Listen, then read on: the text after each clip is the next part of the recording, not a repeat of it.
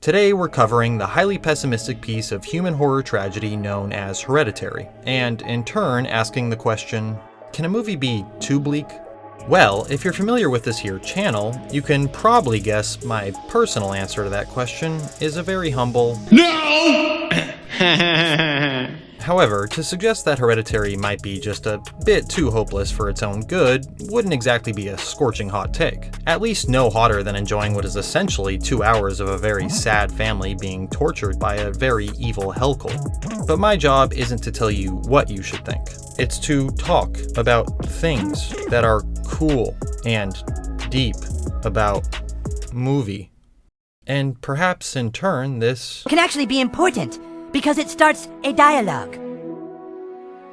Tangent aside, I do think there's a peculiar sort of wisdom that can be extracted from the bleakest of bleak horror movies like Hereditary. So if you don't happen to prefer a side of extra charred bleak beans with your movie-going experience, maybe my concluding point in this little analysis video can at least provide a different and maybe even interesting new way of thinking about these movies. If not, feel free to throw these exclusive terraformed tomatoes at my dumb face while I cry myself off stage. In addition, this video will also function as the final installment of my 3-part video essay series titled Who Heard Ari Aster?, wherein I analyze each of the 3 movies writer-director Ari Aster has plagued upon our world thus far: Hereditary, Midsommar, and Beau is Afraid. And since Hereditary was Aster's feature debut, I'd say some juicy discussions of the ill-fated variety are in order. So let's talk about Hereditary, and why the bleakest aspects of life are only as interesting as the messed up movies they manifest in. But first... Peter! Yes!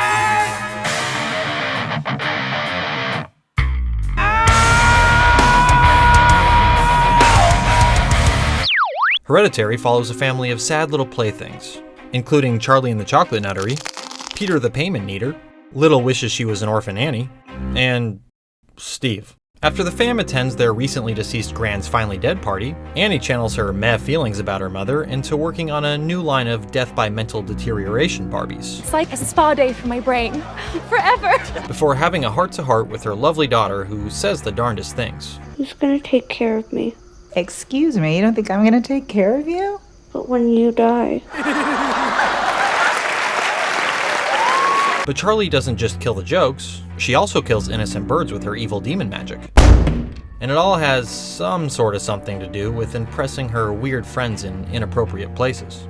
Later, Annie tells Steve she's going out to see a movie, but really she's going to group therapy to provide some exposition for the movie she's already in. My mom was old, and she wasn't altogether there, and we were pretty much estranged before that. My father died when I was a baby because he had psychotic depression. My older brother had schizophrenia, and when he was 16, he hanged himself in my mother's bedroom. I didn't let her anywhere near me when I had my son, which is why I gave her my daughter, who she immediately stabbed her hooks into. Lady, you're scaring us. The next day, Peter informs his constipated mother that he'll be attending a high school party organized by our sponsor today, Dare. We're not even old enough to get drinks if we wanted to. Well, that's a crock. Inciting a game of pass the aggressive over who gets stuck with Charlie for the evening. You gonna take your sister? Does she want to go? Have you asked her? A game which Peter loses, so he heads out to the party with Charlie and tells her to get nuts with the cake. Oh shit, look, they're giving out chocolate cake. Before going upstairs with his high-at-school crush to smoke the devil's lettuce and discuss Charlie's charming face portraits. She made me look retarded. Meanwhile, Charlie gets too nuts with the cake and starts slowly dying on account of she's deathly allergic to nuts. So Peter tries not to lose his head over the whole situation while taking Charlie to the hospital. But then Charlie loses her head over the whole situation, which causes Peter to experience PTSD, short for put the station wagon in drive, before going to bed and leaving his headless sister's corpse in the back seat for his mom to clean up, because weed makes you lazy. But Annie hates waking up to Peter's messes, so she does sad downward dog stretches for days, before an unquestionably nice lady named Joan shows up and demands they be best trauma besties. I'm so sorry to chase you down. My son died. And it all has some sort of something to do with the lovely pole art Charlie almost ruined with her head. As Peter does really disrespectful Charlie choking on chocolate nuts impressions for his lazy stoner friends. I think my throat is gonna Annie receives a sign from below to go to Joan's evil lair and tell her about that one time Peter overreacted because Annie tried to light him and the rest of the fam on fire in the middle of the night. Frivolous stuff. But Peter's just being a drama king from hell about it because she's pretty certain it was all just a classic sleepwalking misunderstanding. It happened while I was asleep. While chomping down some din-din that night, the fam plays a game of who's gonna take the blame, in which Annie and Peter try not to take the blame for Charlie's nutty death. Is there something on your mind? Is there something on your mind? Is there something on your mind? Is there something on your Is there mind? something on your Is mind? there something on... But Annie hates playing dumb games, so she roasts her son's dumb face instead. Your sister is dead, and all I get back is that f***ing face on your face! While on a supply run for her extremely offensive Barbie collection, Yay! Annie has a meticulously unplanned encounter with Joan, who explains to her that ghosts are real, and for the low price of shut up and don't think about it, she can show her how to summon Charlie's spirit through a seance. And since Annie never took a DARE class to teach her how to spot an obvious Satanist on drugs, Annie goes to Joan's evil apartment headquarters where Joan proves she's actually not on drugs. But maybe should be? Hi, Louie. Because now Annie has the tools to summon quote-unquote Charlie. So after having a fever dream about speaking her best Yes Queen truth to her son, I never wanted to be your mother. before burning this whole mother and son to the ground, Annie gathers the fam to show off her cool new Satan powers. Before the power of quote-unquote Charlie compels Annie to do some nutso Charlie impressions. Hello? But Steve's not impressed. Doing? And neither is Peter, on account of his mother's dumb impression left a bum impression on his facial expression reflection. Meanwhile, Annie no longer feels fantastic about her little land of plastic. And she's tired of her little Barbie world too.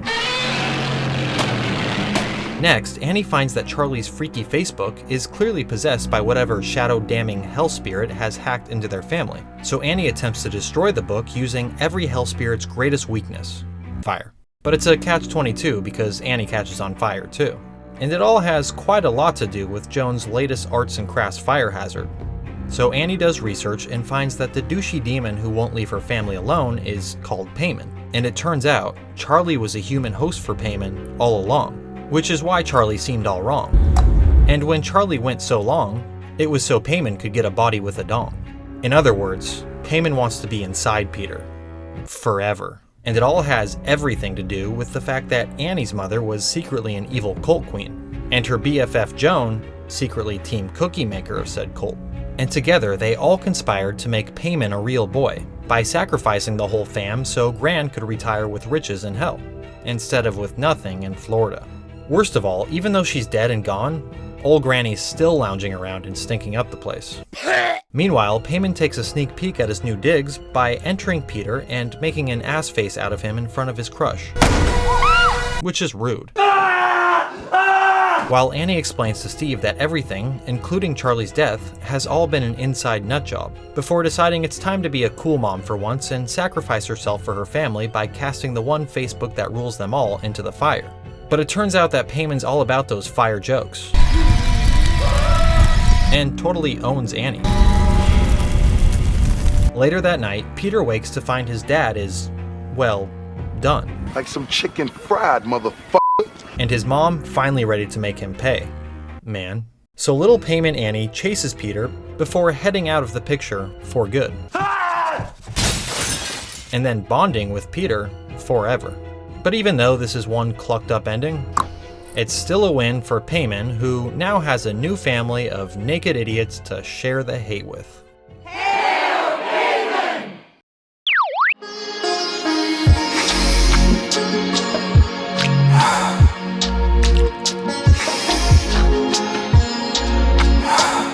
The defining component of what makes Hereditary feel so bleak and devoid of any of those fuzzy, hopeful feelings is just how cosmically doomed its characters are, possessing no real function outside of being dragged to their demise over the course of 2 very depressing hours.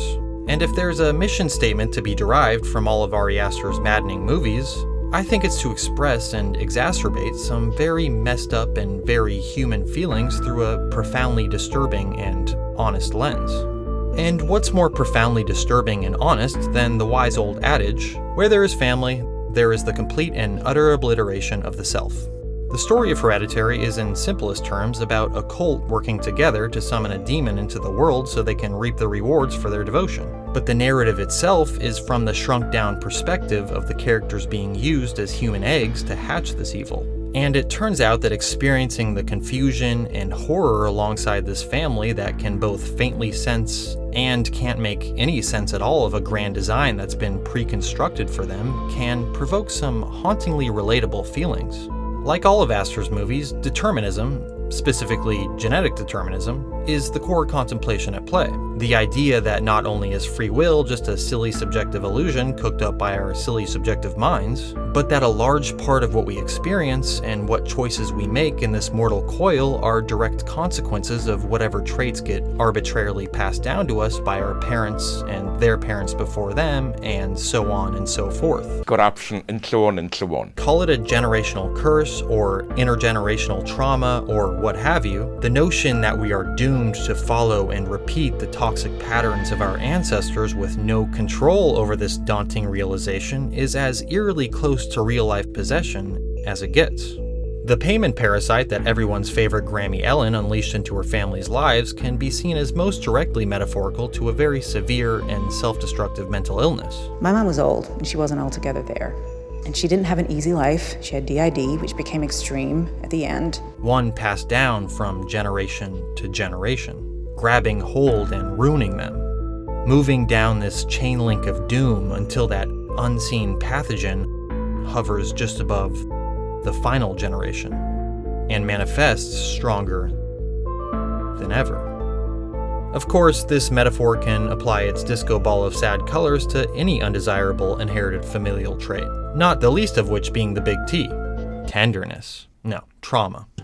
The movie can just as well impart the more basic and broadly relatable idea that who you are comes not from who you choose to be, but from who your lineage decides you will be. A deeply dark meditation on you will inevitably become who your parents are and their parents before them were, or be shaped into whatever a parent might want you to become. And if that just so happens to be a particularly evil parent, well, then you pulled the shit out of luck card. Even when you were a baby, you rejected me and refused to breastfeed. Charlie didn't choose to share a mind with a hell demon as a result of way too much time spent with Granny growing up, but that was beyond her control. Same can be applied to Annie and Peter, and the combination of emotional and supernatural turmoil they inherited. But not Steve. Steve just f***ed up when he chose to marry Annie. And what of Hereditary's weirdly uplifting ending that brings all these ideas to a head? The climax of the movie presents the possessing and destroying of its main characters in as horrifying a manner as one might expect. That is until Peter, the last of the family line, is taken out and then permanently taken over by Paimon, materializing as the Hell King he was always destined to be. And while most movies would stress the horrifying context of these final moments, Hereditary's bleak ending instead conveys through its tone the strangely upbeat feeling of new life and new possibilities. You are Paimon, one of the 8 kings of hell. A rebirth with a triumphant cheer to a successful mission. In essence, this is because we're in the perspective of the cult here. Up until now, their part in the story had been as mysterious, faintly identifiable background figures lurking, but very much felt, just beyond center frame. And now we realize, from their POV, they were but a humble group of demon-loving individuals attempting to pull off the heist of a lifetime, to manifest an ultimate evil into the world for whatever twisted end they hope it will accomplish. And now they've done so, and now they're super stoked about their achievement. This is cause for celebration. Let's sacrifice Rabbit and eat his flesh. Yay, sacrifice me to the devil! Yay! In any case, what we're left with by the end, just before the credits play us out to the good vibes of Judy Collins' Both Sides Now, is the feeling that this parasite has completed its metamorphosis and finally emerged from its dark cocoon, greeted with love and worship as it unfurls its evil wings. A far cry from the darkness and disconnect that defined the family that inhabited these bodies prior.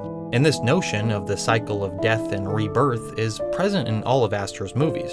Similar to how Hereditary opens on a shot of Charlie's treehouse factory and ends on the new beginnings occurring within that same treehouse, Beau is Afraid begins with Beau's forced out-of-water birth into the world, and concludes with Beau's forced into water exit from the world. Midsommar also chimes in on the start and end symmetry. Not necessarily through its opening and closing shots, although its opening shot does show us the basics of where the movie begins and ends, but more from the fact that the story opens on the death of Dani's sister and closes on the death of Dani herself, at least as we knew her, as the closing moments are her being rebirthed into a new kind of person with a whole new set of family values. Dying before being rebirthed into something contorted and new as a direct consequence of the family baggage that dragged you to that fixed endpoint is at the forefront in all three cases. Beau is Afraid is a slight variation in that it doesn't end on a tonally uplifting note like Hereditary and Midsommar. Quite the opposite, actually. But Beau still communicates this phoenix out of the flames ordeal in its own subtle and striking way. Because Beau's death in water at the end and birth out of water in the beginning hits on the concept of the Ouroboros. You said who and the what now? The endlessly looping symbol of the serpent eating its own tail.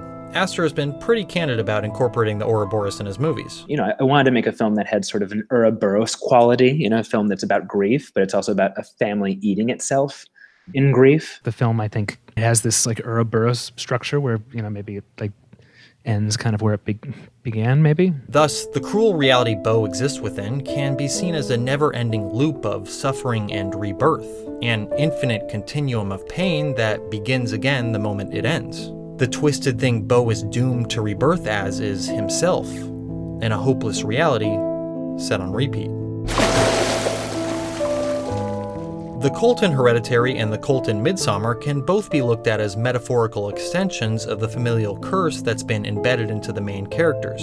Dani's sister killing her parents and herself leaves Dani drained of life and yearning for communal connection her inattentive boyfriend can't provide her. So the Harga arrive as expressions of Dani's deepest fantasy made real, of reshaping a family that won't meet her needs into a new family that can meet all her needs in all the ways she desires. She needs only to abandon her morality and become one with their madness. Though we talked of the various ways we can experience Midsommar in my, you guessed it, Midsommar video, it's from a hard objective viewpoint that we can see the Harga almost as a pathogen of mental illness, altering Dani for the worse as a consequence of the darkness her sister desecrated her family with. The Paimon worshipping cult in Hereditary, just like the Midsommar cult, are literal embodiments of the elusive forces that transcend our understanding. The genetic coding or inherited or learned patterns that dictate who we are beyond our own comprehension and control. They are an extension of the grandmother's evil, of her dark nature taking hold of Peter's identity and replacing it with something more reflective of her. We've corrected your first female body and give you now this healthy male host. From here on out, Paimon is Peter's identity, and he only exists as he is in this world because of who his grandmother was. And Peter/Paimon's expressions of confusion and trying to get a grasp on this new thing he's been made into, as the cult tells him who he is now, only heightens this genetic brand of deterministic horror.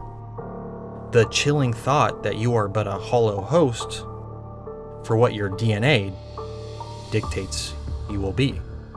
But to wrangle this whole tangent back to its original question of what's with Aster's choice to make Hereditary's ending so tonally uplifting, I think it really all comes back to the thematic interweaving of the Ouroboros. You said who and what now? Which is largely indicative of a unifying cycle of destruction and rebirth. But not in a wow, how terribly tragic and sad kind of way, but more in a it is as it is kind of way. Because this circular symbol is often meant to communicate infinity and wholeness, a natural course of all things. The time we spent with the Hereditary fam was as bleak as it can be because of how intimately close we were to them throughout the suffering they endured leading up to their demise. But transformation, the very process of change, is an inevitable occurrence. It's almost as if the jarringly good vibe ending is imparting that there is a seed planted within us all that will inevitably sprout and define us. Good or bad, it's as nature permits. Either way, a new expression of life thrives. Life will not be contained. Life breaks free, it expands to new territories, and crashes through barriers painfully, maybe even dangerously, but life finds a way. And whether that seed is put inside of us from the Ari Aster trifecta of trauma, tragedy, and grief, or from something more pure and good and beneficial to humanity, is ultimately an indifference to nature's process. The eventual death, rebirth, and transformation of everything is its only end goal. We view life as a circle, a recycle. Metaphorically, trauma has transformed Peter into this new thing, and from the perspective of this thing and the forces that came together to ensure its birth, an intended outcome has been reached. The same can be applied to Dani's smile at the end of Midsommar, an unavoidable result from the essential elements that blended and brought it about. New life finding its way, as it always does. And the unexpected heel turn of Hereditary to the point of view of the evildoers in the end can in turn feel like an extra bleak judo chop to our unguarded throats as an audience, who held out hope that a silver lining could perhaps come out of this family's suffering. Instead, all the silver plus the lining is granted solely to the Satan Squad, who most certainly didn't deserve it from our perspective, but from the perspective of nature's cycle, it's simply another birth accompanied by a rejoicing from the elements that pushed for its outcome. Anyway, let's look for some more dark and delectably depressing goodies we can pluck from this rotting family tree. When it comes to utilizing a filmmaking aesthetic to communicate a larger thematic point, Hereditary really hits the nuthead on the utility pole. To slingshot us straight into the lands of domestic deterministic Dower Town, the movie most blatantly emphasizes Annie's miniature artwork throughout. This is no subtle mystery, as the very opening shot pans us into Annie's sized-down replica of the family's house to steep us into the feeling that these characters are just delicate little dolls being moved around a much larger setup. But most interesting is how the movie is constructed, top to bottom, to capture this quality in both obvious and less obvious ways. The entire interior of the Hereditary fam's house was itself a construction built on a stage made specifically for the movie. And this handcrafted set design, along with how the characters are captured inside it, only further touches on how powerless they are to the hands that guide them. With this slightly larger than average home relative to the characters' sizes, we can almost sense at times the puppet strings just above, pulling them in the direction they need to be. Likewise, the camera captures the characters in a particularly wide aspect ratio, and combining this expanded scope with the meticulously center-of-frame placement they're so often positioned in, gives off a real polished and pristine figurine vibe. And there probably is more accurate film terminology to describe this, but it's been a while since I've been in a film class, so... Don't you swear at me, you little shit! Hereditary is like a kaleidoscope of constructs, constantly zooming in and out. From Annie's miniatures, to Charlie's creepy mutilated animal setup, to the cult's whole sick and twisted treehouse decoration of human bodies, it's all to continuously connect back to that nasty little thought that we're all just constructs living in a constructed reality that our illusion of subjectivity blinds us from. An often echoed criticism of Aster's characters is that they're little more than basic outlines of people, defined mostly, if not entirely, by their passivity and basic essential features. And while this may be a valid criticism when it comes to personal taste, I'm not here to do film criticism. I'm here to do film analyzationism. And the function of Aster's characters being simplistic and passive is to further accentuate the deterministic terror, reducing people to these easily manipulable and breakable objects in the context of a movie, where we're most often used to seeing humans defined by their greatest strengths and qualities. Free will and a complex identity are the baby and the bathwater being thrown out of Aster's storytelling chamber of horrors. Peter, for example, is the epitome of a passive high school stoner. He's shown to possess no substantial qualities beyond this and having a crush on the girl in his class. Just before Charlie's unfortunate head loss incident, the colluding elements, aka the cult, require Peter be removed from the situation so Charlie can get her chocolate nut cake on. Do you happen to smoke at all? I have really good weed. The momentary pause and linger on this shot of Peter holding his laughing grass so he can get closer to his crush may as well be a figurine assembled in a defining position, no different than one of Annie's, communicating that the essential parts of oneself are all people are, and in this case, destined to be destroyed by. The post-Charlie getting cut down and put down half of the movie sees Peter in a downward spiral, as trauma and PTSD take over as his defining characteristics, and he's powerless to summon any agency over their hold. An interesting aspect of Hereditary is that it can spark theories over the extent to which actual voodoo cult magic is involved in specific sections of the movie, or even how many people in a given scene are secretly cultists. Can you find the wolves in this picture? Very little is spelled out for us beyond the basic fact that the cult was involved all along in positioning things where they needed to be throughout. But take, for example, that hauntingly meditative moment when Peter sits frozen in terror right after Charlie passes.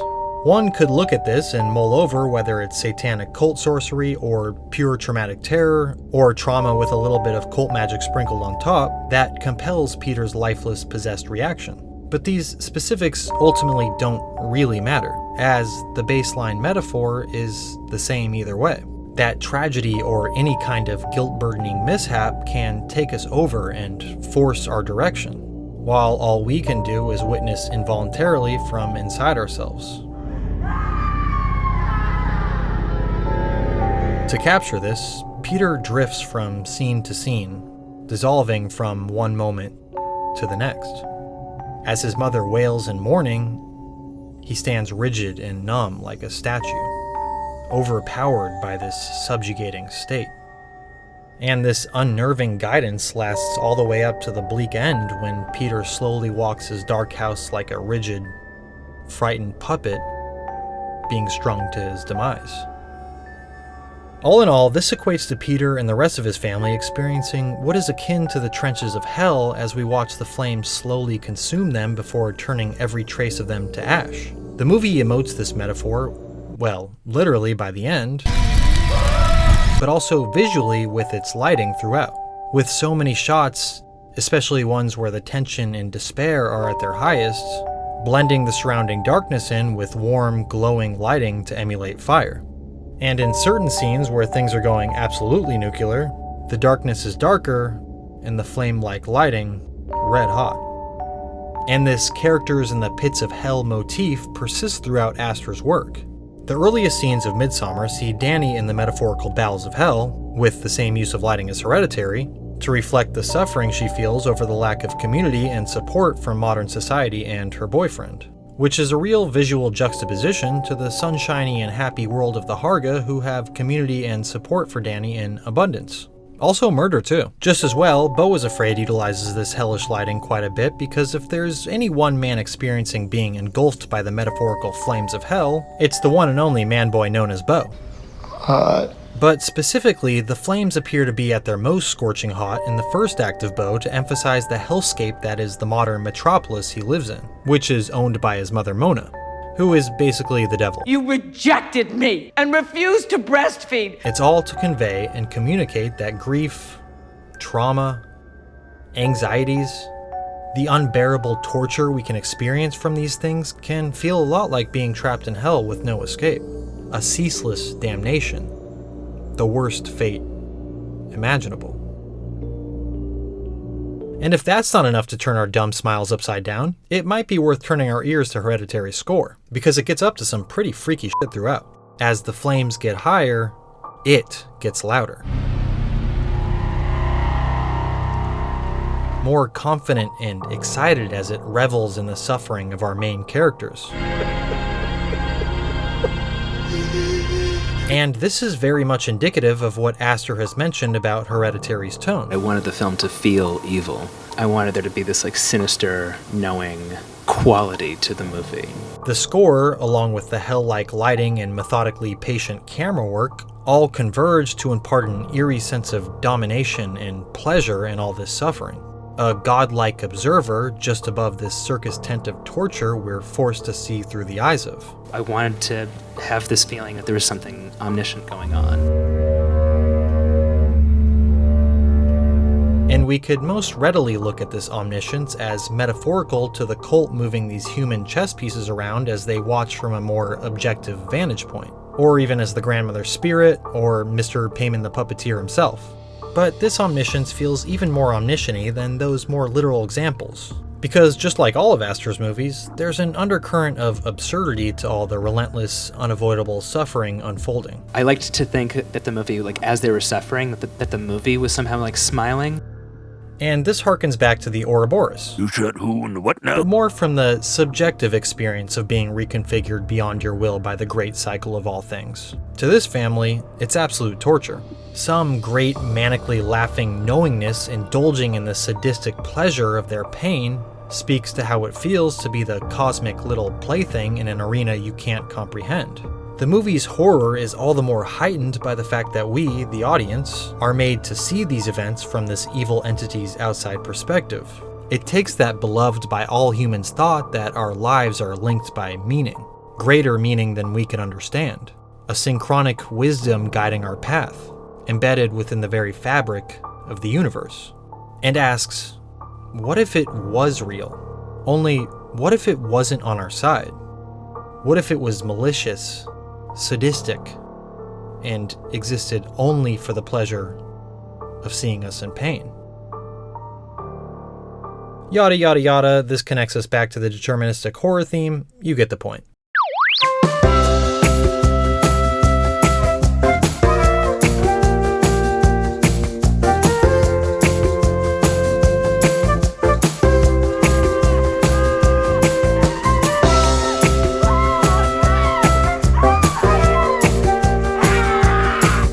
Despite the fact that the Hereditary characters are almost entirely defined by their basic essential features, I think it's the very human, emotional turmoil they experience, along with the striking portrayal of the bleakest of domestic conflicts, that makes us feel a real connection to this family of walking voodoo dolls and a real sense of hopeless disgust when their implanted self-destruct fuses finally blow. Aster has said he wanted to make an indie family drama without the hope of a lesson-learned ending that those types of movies are known for having, to show that dark times can also sometimes lead to dark endings, and to make a movie that represents what that would feel like. It doesn't always happen that way. Some people are taken down, some people don't recover. I wanted to make a film about that. And for anyone who's dealt with family conflict, or any sort of conflict with people close to you, contentions and resentments from a long history can, at their worst, feel like an overwhelming nightmare. But what if you couldn't wake from that nightmare? What if it was all an unmendable reality? At the center of the movie is Annie and her heavy to say the least feelings around her mother's recent passing. Knowing what we know in retrospect, that Annie's mother was just an all-out evil person, given that she sacrificed her entire family to receive riches in hell and manifest a Hell King and all that jazz, we can see that deep down, Annie knew how irredeemable her mother was. But as is often the case with troubled family dynamics, there's a want to impose a positive retrospective spin on all the ugliness. It's heartening to see so many strange new faces here today. I know my mom would be very touched. To look back and believe things were complicated, that there was actual love somewhere in there. I did love her. And beyond all the supernatural craziness, the very real-world stakes for Annie are that she wants to be nothing like her mother, but at the same time still echoes her in specific ways. Ellen may be gone, but her dark presence lingers. Her cold, unloving distance, the truth of who she really was, a secret life she kept to the shadows, and the manipulations she imposed on her family are all flaws we see displayed by Annie, albeit much smaller and less extremely evil ways than her mother. Annie's relationship and interactions with Peter are far from brimming with motherly love, and that's even before Charlie's death increases their tension tenfold, as early on she manipulates Peter into taking Charlie to that fateful party, going out of her way to burden him. You're going to this party with your brother. That's okay. No, it's not okay. You're going. Likewise, she pulls away from her family, refuses to let them in, and finds an outlet in her own secret nightlife. Well, I'm gonna go see a movie. Okay. But still, it all comes back to that metaphorical curse Annie had no say in inheriting from her mother. Her distance from Peter comes not from any conscious decision she made, but from the fact that she tried to, in an unconscious sleepwalking trance, kill her family and herself by setting them on fire to save them all from being body snatched by Paimon. Why did you try to kill me? I was trying to save you! Try to kill me. The fact is that the blame for this crucial rift between Annie and Peter is not actually on her at all. It's what her mother passed to her that controls her actions. Yet she can't help but still feel the personal responsibility and guilt, as if it's a product of her own autonomy. And then I realize that I am to blame. Although at the same time, she knows she's innocent, that she would never consciously endanger her family, creating an equal amount of resentment towards them, specifically Peter for not believing her. Or not that I'm to blame, but I am blamed. The movie utilizes its supernatural possession metaphor to really highlight the whirlwind of conflicting feelings that could come from being ruled by inherited generational baggage. And especially by the second half of the movie, it's this corrosive mixture of guilt and resentment that comes to define each character's internal experience. It isolates them, severs any potential they once had for connection. Your sister is dead! She's gone forever! Which is precisely what is required to weaken them, so they can be rewired into the worst version of themselves. Because nobody admits anything they've done! Division and disdain are the gasoline this family is doused with, allowing the flames to burn away any strength they may have found in each other.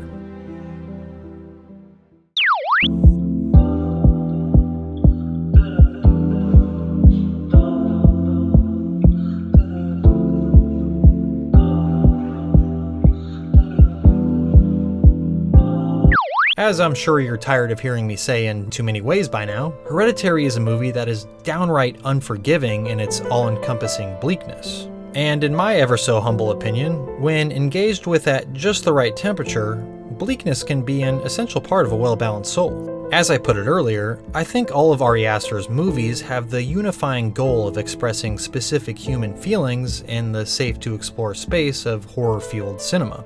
Midsommar, for example, is most essentially a breakup movie. And rather than explicitly trying to sway us on how we need to think about it, or a one and only lesson we should take away from it, the movie is happy to let us do that kind of lifting for ourselves, while its most pressing concern is to metaphorically impart, in ways only the horror genre can, the difficult feelings that a highly emotionally charged breakup can trigger inside of us.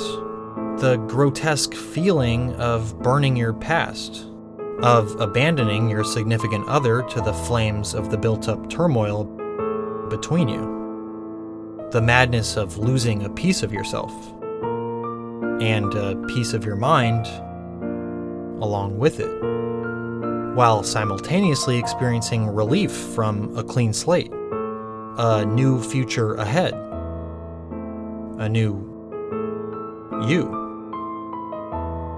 Applying a more objective, real-world lens to Midsommar to incite conversation over real-life cults or who's in the right or wrong in a breakup situation can bring with it its own abundance of intrigue and insight. But art such as this ought not be just one thing from one perspective. It's the raw feelings it provokes within us that battery the light of our own personal outlooks. And the central point of Midsommar is to hit us with that hurricane of cathartic, ugly, and extremely human feelings to contextualize as we will with them. Likewise, Beau is Afraid isn't interested in convincing us of much more than here's a 3-hour expression of what it can feel like to be trapped in a mental puzzle box of guilt, shame, and anxiety amplified to the 10th power. To take a Freudian-esque look from inside this character's polluted mind due to his narcissistic mother's lifelong manipulations and abuse. Sure, there are allusions to other ideas such as modern corporate control peppered throughout, but even those layers don't appear to serve any larger point beyond expanding those guilty and anxious feelings from the subjective to the collective. The core declaration of intent here is to feel the feelings of this Joaquin Phoenix-looking man-baby named Beau, and perhaps through that, realize there's a scared little bumbling Pillsbury Beau boy within us all. Hereditary is all about expressing, with help from its very extremely horrific visuals, the very real feelings that can come out of familial traumas, resentments, and disconnections, and the metaphorical hellscape it can turn life into. Like being held down and smothered by the genetics you're forever entangled with. Grisly fever dreams, where the darkest of withheld thoughts are compelled out of you. I never wanted to be your mother. Why? I didn't feel like a mother. The torment of your bloodline's karmic sins tearing family unity apart from the seams. I can't accept, and I can't forgive. The out-of-body feeling of those horrid inherited traits controlling and ruining you, mentally, physically, and socially. And while we can spot many of these expressions and more getting ping-ponged around all three movies, the great big unifying umbrella that casts a pitch-bleak shadow over them all is determinism. Each movie provoking, through psychologically piercing imagery and sound, those abstract inner intuitions of no control and no autonomy over life maliciously ragdolling you, and laughing as it does. You're laughing. You're laughing. Someone was killed today because of what you did. And Hereditary probably gives us the bleakest deterministic gut punch of them all, followed by a swift lights-out uppercut for the win. But what use does such hopeless horror have for us? Why must Ari Aster so cruelly torment us by bringing to light the worst of deterministic thoughts and feelings? And what does this man have against keeping heads on bodies? It smashed her head. It's like it's evaporated. Well, the way I see it, a horror movie sandwich smothered in extra bleak horsey sauce can act as its own unique brand of therapy for the freaks such as myself and other horror movie enjoyers. It was pretty clear to all of us, that we were making a mean-spirited movie, this is something that you and I were talking about. I loved how cruel it was. Much like Annie, who constructs miniatures of her life events to make sense of her cruel reality, we engaged with these constructed simulations to make our perplexing existence just a little bit more manageable. You have to find the catharsis in that story, but that becomes therapeutic and that becomes fun. Because a movie like Hereditary, in a way, can represent the shadow within us all. The darkest, most cynical mindset, the thoughts that float up from the deep abyss when we're at our lowest, that demand we submit to the utterly hopeless idea that free will doesn't exist, and we're all just slowly being walked with strings to our demise. That hope is but a plastic carrot tied to a stick that leads to nothingness. Preferably the squeaky kind. But the shadow doesn't have to be so daunting. It doesn't have to be repressed and made taboo. Confronting the bleakest and most disturbing versions of it in the context of a movie like Hereditary, or any of the other movies in Aster's Triangle of Sadness, can actually be to our benefit, because awareness equals understanding. And if we wish to minimize something, shrink its power and impact, we must first accept it, allow it to wash over us, like paint thinner. And with this acknowledgement, this observing of the darkness that exists within us all through the medium of horror, we can become less burdened, less alone, and even discover a sense of fun in all the bleak absurdity. Witness from a safe vantage point the cosmic irony of our existence for a short bout. Because there's a divinity in seeing the intrigue and at times even the humor in the hopeless and miserable. He's laughing! He's laughing! In reducing the bleakest viewpoints in our minds to the very fun little playthings they make us feel like. Not to promote the terrible things that go bump in the world and in our minds, but to weaken and diminish their pull, to not allow them to rule us completely. To know what scares us and why it scares us. And through this, a paradoxical sense of autonomy can be made out of the thought that we have no autonomy at all. That's what's beautiful about the horror genre.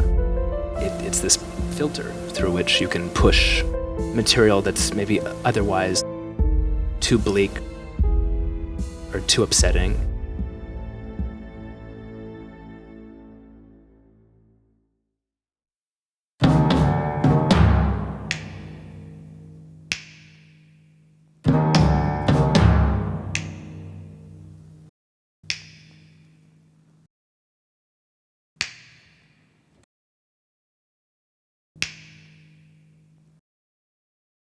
Gonna do a little fucking puppet dance.